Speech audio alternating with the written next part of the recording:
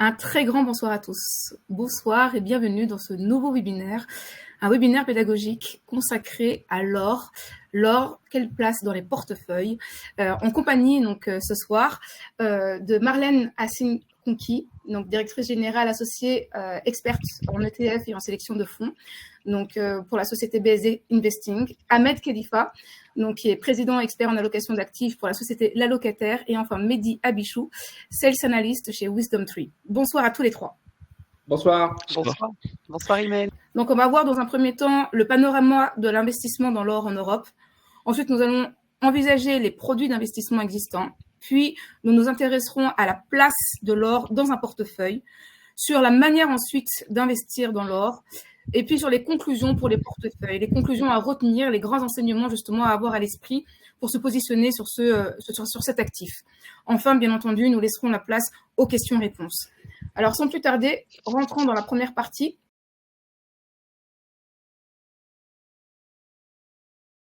On avait un trend 2018, 2019 et point culminant de ce trend 2021, le Covid, les incertitudes maximales, un trend d'investissement, de flux d'investissement.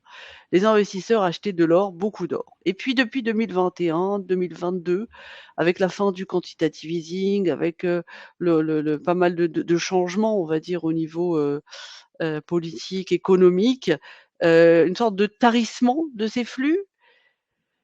Et 2023, un retournement, une grosse, de grosses sorties. Donc on va essayer de comprendre aujourd'hui qu'est-ce qui se passe et qu'est-ce qui explique et éventuellement, qu'est-ce qui pourrait se passer. Ce qu'il faut quand même avoir en tête, c'est la slide suivante, c'est, en plus des flux, donc c'est les stocks. Les stocks, alors quand on regarde les stocks, donc ça c'est les stocks en Europe. On est de l'ordre de 83 milliards d'euros aujourd'hui. C'est des stocks qui sont sur les dernières années assez stables, compte tenu notamment de la corrélation de ces stocks aux performances de l'or, qui sont restées bonnes, notamment cette année, on le verra. Et en fait, l'Europe, c'est un peu plus petit en termes de marché que les États-Unis. Les États-Unis, c'est le premier marché. On est un peu au-dessus, je crois, de 200 milliards d'euros. On va le voir par la suite. Les États-Unis, c'est un marché essentiellement de trust, c'est-à-dire c'est des produits qu'on n'a pas nous en Europe, c'est des produits cotés de gré à gré, c'est 80%. En Europe, ce qu'on va détailler, c'est essentiellement un marché de ETP, donc Exchange Traded Product, donc produits cotés en bourse. On va aussi tout bien expliquer et redétailler par la suite, mais c'est intéressant donc déjà d'avoir cette photo. Donc c'est le deuxième marché, le marché en Europe, et c'est un marché qui a une taille conséquente avec un peu plus de quelque chose comme 130 produits, donc différents, qui permettent d'investir dans l'or. Alors, Wisdom Tree, on est assez peu connu en France, mais c'est vrai qu'on est spécialisé sur les ETC, donc c'est les matières premières échangées en bourse. On gère environ 20,3 milliards en Europe, dont 12,2 milliards sur les métaux précieux et l'or.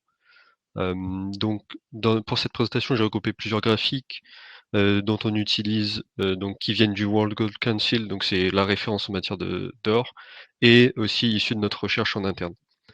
Donc, habituellement, ce qu'on peut voir sur le graphique, c'est que l'or est un actif non rémunérateur, donc on ne va pas avoir de yield sur les produits sur l'or. Lorsque les taux montent, l'or va avoir tendance à perdre en valeur. Ce qu'on observe dans le cas de ce graphique, c'est que quand on regarde le taux d'intérêt réel, donc en cyan, donc c'est un axe inversé, donc c'est l'axe sur la droite, on voit que les taux réels sont passés de 1% à peu près à 2,2%, et que malgré tout, on a vu le cours de l'or s'apprécier d'environ 250 $. Donc si on regarde les chiffres au 4 décembre, je crois, on est encore plus, on est à quasiment 2050 $, donc ce serait encore plus important. Et sur un an, on a une performance qui est de 15,6%, il me semble. Donc après, rapporté à l'inflation, etc. Mais on a une performance qui est quand même significative, malgré des taux qui sont inhabituellement élevés, on va dire, depuis des années, on n'a pas vu ce genre de taux.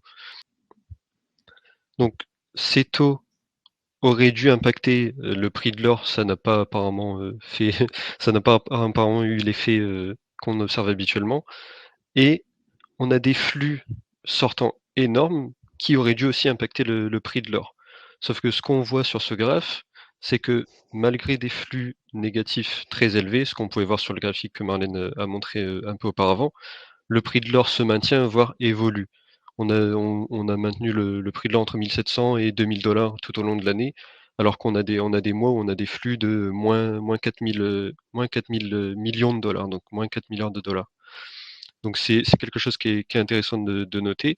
Et donc là, on se dit, comment ça se fait que avec un prix qui monte et des taux qui montent également, comment ça se fait que le prix de l'or se maintient?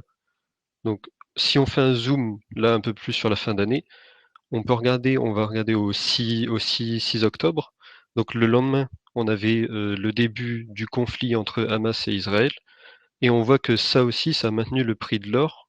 On a un mouvement qui passe de 1800 $ l'once à quasiment 2000 $ en 2 semaines de temps.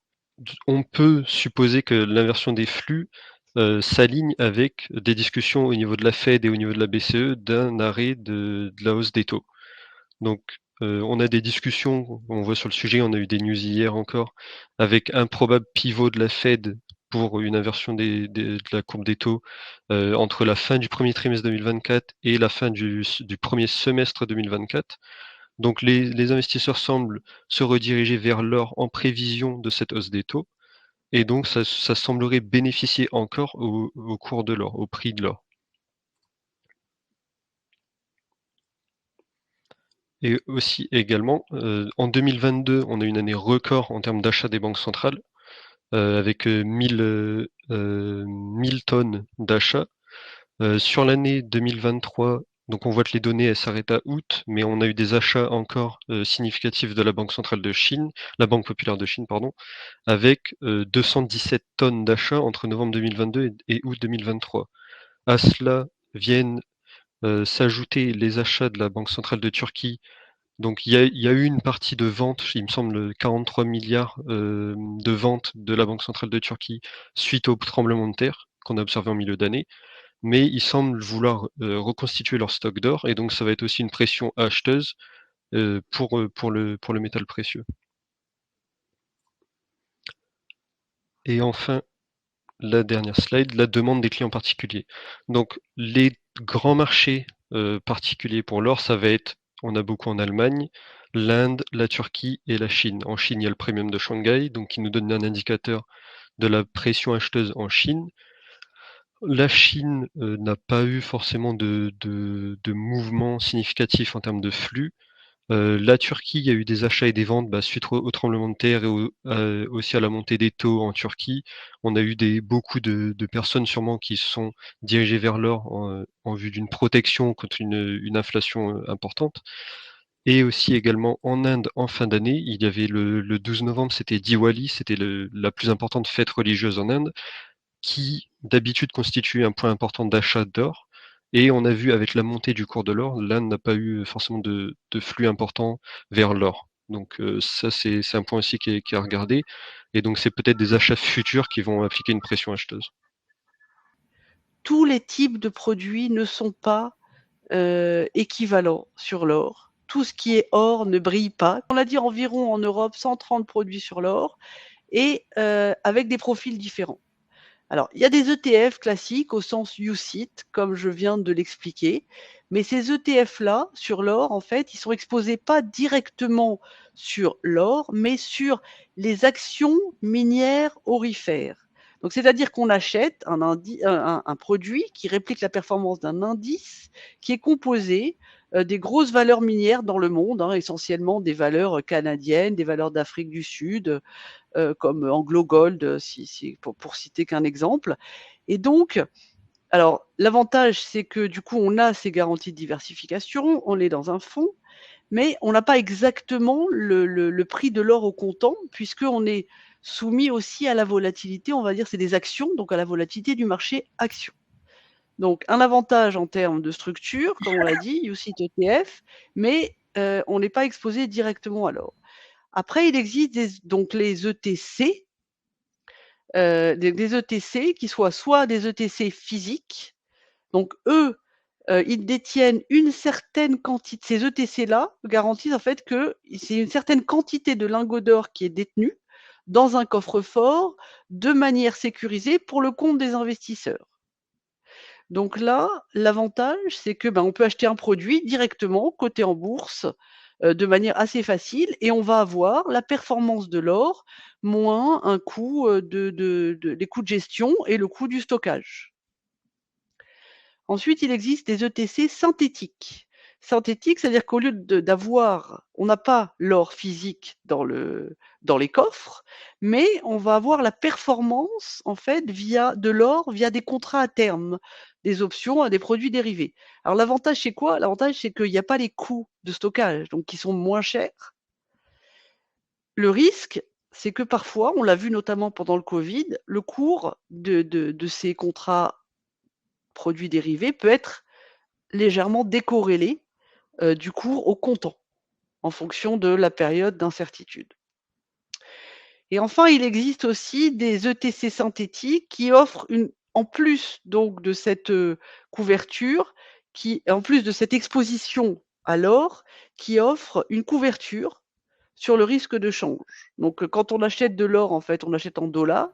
Donc, on peut ne pas vouloir cumuler l'exposition à l'or et l'exposition à la devise, puisque nous, on est en euros. Donc, on peut se couvrir. Et donc, ça, il y a de la couverture en euros, il y a de la couverture aussi pour des clients à Londres ou en Suisse.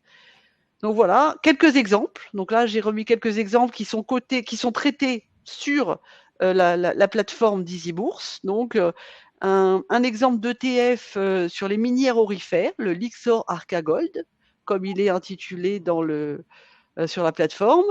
Sur l'or physique, le Wisdom Tree Physical Gold, WT Physical Gold, et sur l'or synthétique, le Wisdom Tree Gold, le WT Gold. Donc ça, vous pouvez retrouver directement sur EasyBourse toutes les évolutions et tous les prix.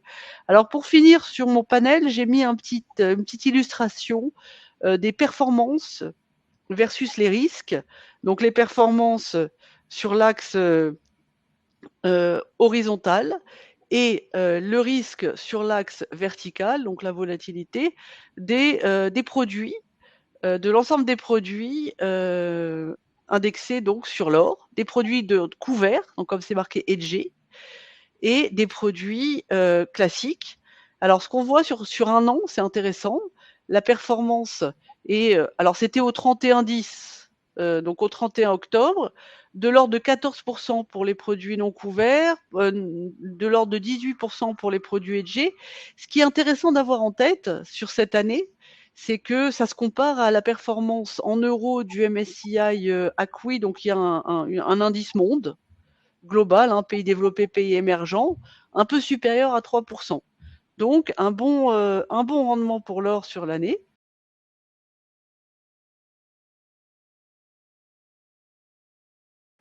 Quelles sont les caractéristiques de l'or en termes de classe d'actifs? Et ensuite, donc à quoi il sert et comment s'en servir? La première chose qu'on peut voir, c'est que l'or se comporte comme une valeur défensive. C'est-à-dire qu'il se comporte de la même façon que les actifs à faible risque, comme les bons de trésor américains par exemple, et ils ont une corrélation différente, beaucoup moins importante avec les actifs risqués, comme les titres cotés, les titres vifs, les actions. Donc, c'est important de savoir que c'est une classe d'actifs, l'or est une classe d'actifs défensive. Et donc, quand on dit défensive, on va s'en servir quand il y a un problème sur le cycle économique ou des turbulences au niveau des marchés des actifs risqués, tels que les actions.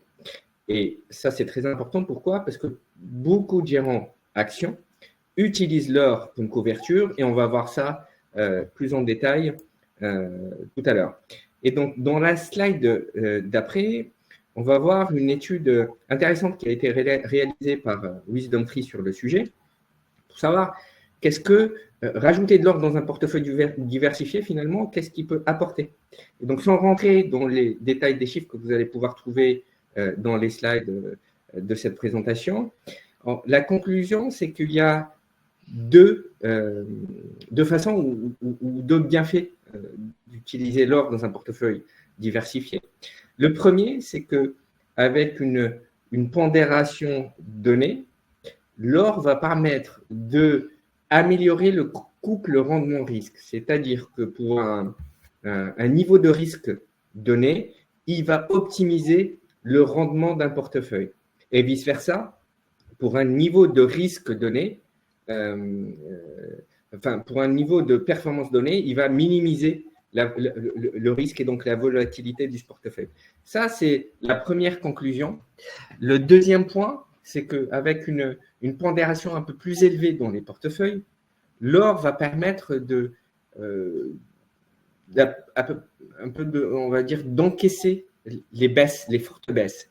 Et donc, ce portefeuille d'or va permettre, par exemple, de baisser la pire des performances des 12 mois d'un portefeuille. C'est-à-dire que les 12 pires mois d'un portefeuille vont être meilleurs qu'un portefeuille qui n'utilise pas, qui n'intègre pas l'or. Donc voilà, c'est important de le souligner. C'est un actif qui a un fort effet de diversification et qui peut jouer comme couverture à la baisse. Alors, maintenant, la question la plus importante, c'est à quel moment on va investir dans l'or dans un portefeuille. Alors, il y a plusieurs points. Les investisseurs approchent cette question par plusieurs points.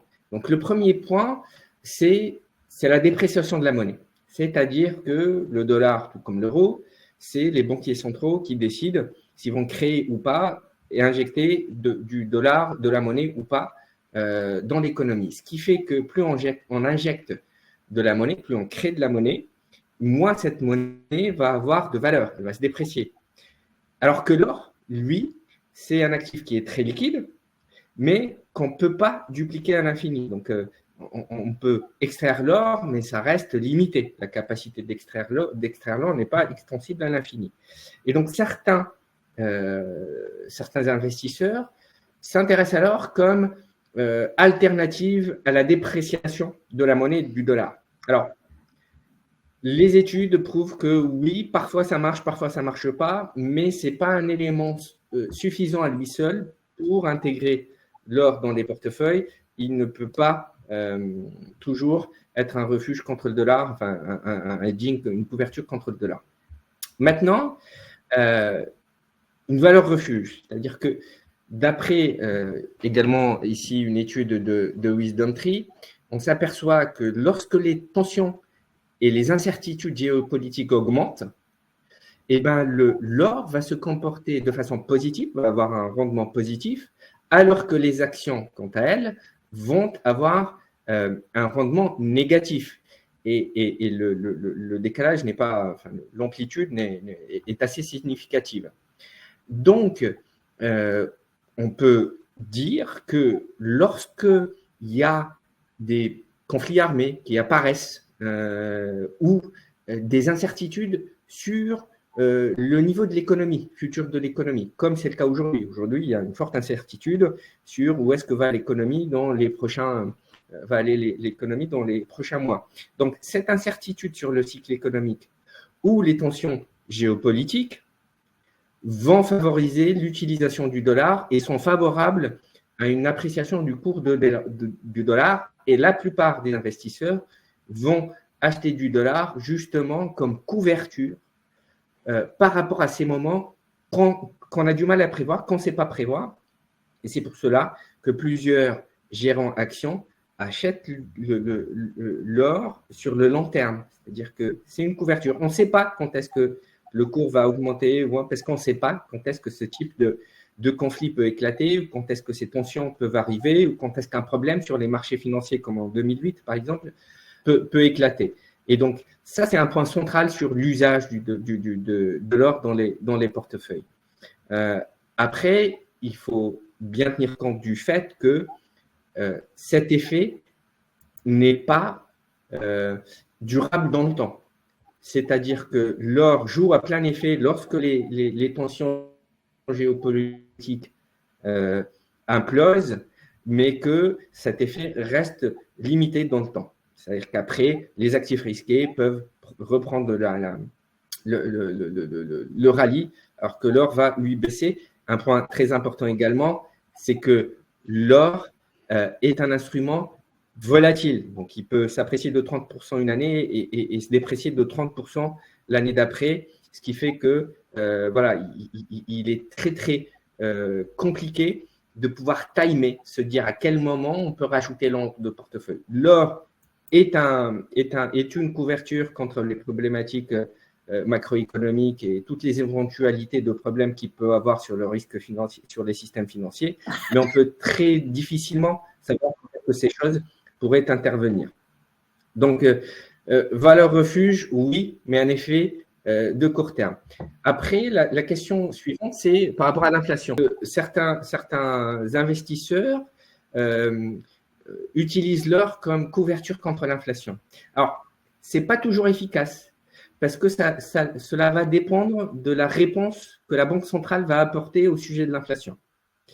Et notamment, si les banques centrales vont augmenter les taux de telle sorte à ce que les taux réels, donc les taux moins le niveau d'inflation, soient positifs. Donc, si la hausse des taux ou le niveau de taux est le taux des banques centrales, bien sûr, si ce niveau de taux dépasse le taux d'inflation, le marché obligataire devient un concurrent important à l'or.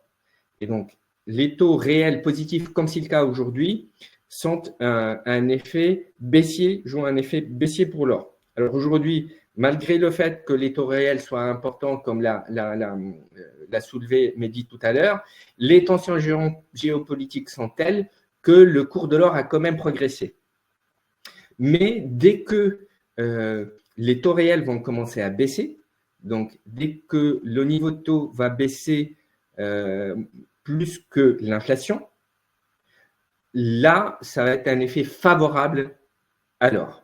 Donc la réponse n'est pas l'inflation, n'est pas le niveau de l'inflation, mais la politique que les banques centrales vont avoir pour répondre au problème de l'inflation. Voilà, donc ensuite, voilà. Donc, pour résumer un environnement favorable, un alignement des planètes et des étoiles pour l'or, ça serait quoi? Ça serait finalement un environnement où il y a une incertitude économique et un risque géopolitique important, ce qui est le cas aujourd'hui. Il y a à la fois un risque d'incertitude économique sur où va l'économie, et on s'attend sur différentes régions, et notamment l'Europe, à une récession économique. Et là, c'est favorable à l'or. Et il y a également des tensions géopolitiques aujourd'hui de monde et des conflits armés qui font que on ne sait pas trop si ça peut s'élargir ou pas. Donc, ce point-là, aujourd'hui, il existe, et c'est probablement ce qui fait que le cours de l'or est en train de tester le plus haut. C'est-à-dire qu'il est en train de tester la résistance des $2000 aujourd'hui, notamment pour ces problèmes d'incertitude économique et de risque géopolitique. Ensuite, un environnement favorable serait un environnement de taux réels négatifs, ce qui n'est pas le cas aujourd'hui. Donc aujourd'hui, les taux réels sont positifs, mais certains investisseurs s'attendent à ce qu'il y ait, à partir de l'année prochaine, on ne sait pas trop quand, est-ce que ça serait fin du premier trimestre ou deuxième trimestre, certains économistes s'attendent et investisseurs s'attendent à ce qu'il y ait un changement de politique monétaire et que les banques centrales commencent à baisser les taux. Et donc cette baisse de taux, à ce moment-là, serait favorable. Alors, les marchés, parfois, sont dans l'anticipation. Donc, certains investisseurs anticipent déjà cette baisse des taux favorable à l'or. Alors qu'aujourd'hui, les taux réels positifs sont plutôt défavorables à l'or. Et si jamais on a une surprise inflationniste qui ne serait pas favorable, donc si le cours du pétrole, par exemple, pour une raison ou pour une autre, venait à croître, ça serait défavorable pour l'or. Donc aujourd'hui, le scénario favorable, ça serait une baisse continue de l'inflation, suivie d'une politique monétaire d'assouplissement et donc de baisse des taux des banques centrales. Donc pour nous, clairement, hein, l'or, c'est un bon outil de diversification. Et ça, c'est important dans un marché où par moment, on a tendance à voir que tous les actifs se recorrèlent entre eux. Donc c'est un bon outil de diversification. C'est un outil de couverture, comme on l'a dit, de crise financière, économique, géopolitique, et d'ailleurs qui est beaucoup utilisé. Comme l'a dit Ahmed, beaucoup d'investisseurs utilisent systématiquement l'or dans leur portefeuille en phase d'un positionnement, notamment sur les actions, donc un positionnement assez risqué. Et donc pour nous, la conclusion en termes de portefeuille, c'est que on privilégie une part, même petite, dans les portefeuilles, mais sur le long terme, parce que c'est très difficile de timer une crise géopolitique, c'est très difficile de timer une récession. Donc, avoir une part de son portefeuille, même une petite part de son portefeuille investie dans l'or, ça permet de limiter des baisses, de diversifier, d'améliorer, on l'a dit, hein, le couple risque-rendement d'un portefeuille.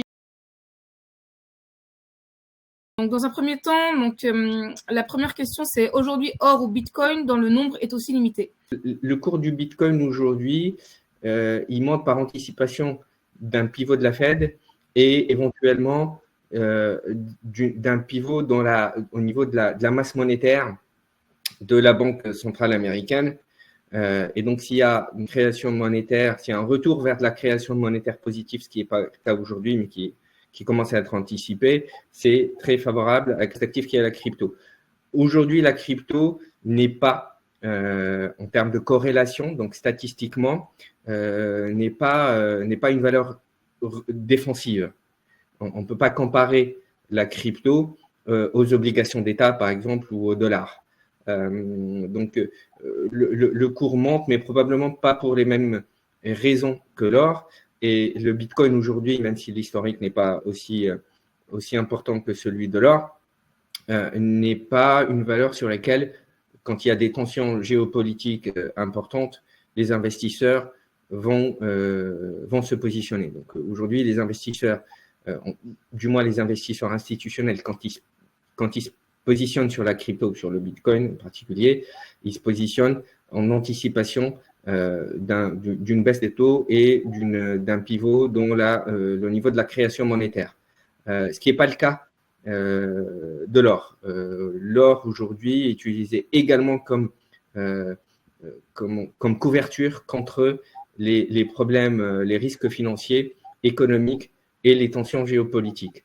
Donc on va dire c'est pas la même utilisation. Alors la question justement de Bruno aujourd'hui, c'est quelle pondération optimale pour l'or? Ça va dépendre du profil de risque de l'investisseur. Bien entendu. Effectivement, donc ça, il n'y a pas une réponse absolue là, non. Après, pour un investisseur, on va dire de type équilibré, 60-40, il y a les détails de l'étude de WisdomTree qu'on a mis dans la présentation, où il y a les pondérations optimales pour un portefeuille diversifié si l'on cherche à améliorer le couple rendement-risque. En revanche, si on cherche à amortir la baisse maximale les pires 12 mois, c'est une autre pondération. Cela dépend également des autres classes d'actifs qui sont dans les portefeuilles, et notamment si vous êtes seulement sur des actifs risqués comme les actions, la pondération de l'or peut être un peu plus importante, sachant que ça reste qu'un actif quand même assez volatile et qui peut se déprécier de 30% en une année. Dans l'exemple de WisdomTree, la pondération de l'or est supérieure quand notre objectif est de minimiser les drawdowns que optimiser. Voilà, déjà, et ça peut aller du simple au double. Et là, dans l'exemple, on avait des portefeuilles pour maximiser le couple rendement-risque avec 12% d'or et pour minimiser les drawdowns avec un peu moins de 30%, 27%, il me semble. Hein. Thierry nous dit, faut-il jouer donc des ETF sur l'or ou des mines orifères? Est-ce qu'il y a une réponse éventuellement à cela ou pas? Et puis, je poserai une dernière question. Oui, on a juste donné un peu, on a évoqué la différence, en fait, les minières orifères. Elles ont donc l'avantage d'offrir une exposition à l'or, mais l'inconvénient d'avoir aussi la volatilité du marché des actions. Donc en fait, c'est pas de l'exposition pure à l'or. Et donc on va pas obtenir le prix, la variation du prix de l'or au comptant. Si on veut investir dans l'or, quelque part, c'est un dérivé, mais c'est pas le plus pur moyen de s'exposer. Nicolas qui demande, et pourquoi ne pas tout simplement acheter de l'or physique? Est-ce qu'il y a une réponse à cela? Pas évident. Il y a un problème de coût de transaction et de coût de stockage beaucoup plus élevé. C'est possible, mais c'est plus cher en fait. Et donc l'innovation, la grosse innovation de cette ETC, et notamment physique, c'est que justement, ça permet facilement, sans avoir à se préoccuper de tous ces soucis-là, et avec la sécurité, parce que quand on est sur des maisons qui ont tout un process en fait bien sécurisé, d'avoir cet or physique détenu pour le compte de l'investisseur, avec tout un process de sécurité, et sans supporter la totalité du coût de stockage et du coût de transaction. Donc c'est clairement une question de coût en fait, hein. Et en D'accord. général, on paye aussi un premium en achetant des pièces d'or physique, par exemple sur des sites où ils font de la livraison d'or physique, etc. Et en général, il y a un premium. On va payer plus cher l'once d'or. Alors, je pose la dernière question avant de répondre à Christine. Donc, qui nous dit, donc Bruno, pourquoi les cours des mines d'or ne semblent pas suivre vraiment le cours de l'or? Oui, c'est ça, c'est ce qu'on a dit. C'est parce que c'est Alors, corrélé aussi au marché action. Ahmed. En fait, oui, en fait, une très bonne question, parce que en fait, les mines, les valeurs minières sont des actions, sont des entreprises qui ont aussi de la dette. Donc, c'est du levier. Donc, il y a un coût à la dette, et aujourd'hui, le coût de la dette est assez important. Donc, il pèse sur le PNL, sur les résultats des entreprises. Et du coup, aujourd'hui, le levier coûte cher. Et c'est pour ça que les minières, c'est aussi des actions, c'est aussi des entreprises, et ce n'est pas parfaitement corrélé au prix de l'or. Alors, ça peut être un bon investissement lorsque le coût de la dette est faible, donc on joue le levier qui est favorable à ce moment-là à ce type d'entreprise, ce qui n'est pas le cas aujourd'hui. Voilà pour justement donc cette session de webinaire pour aujourd'hui. Merci énormément à nos 3 experts. Je vous souhaite une très très bonne soirée à tous, et puis je vous dis à très bientôt. Merci, Imen. Merci. Bonsoir. Merci à tous.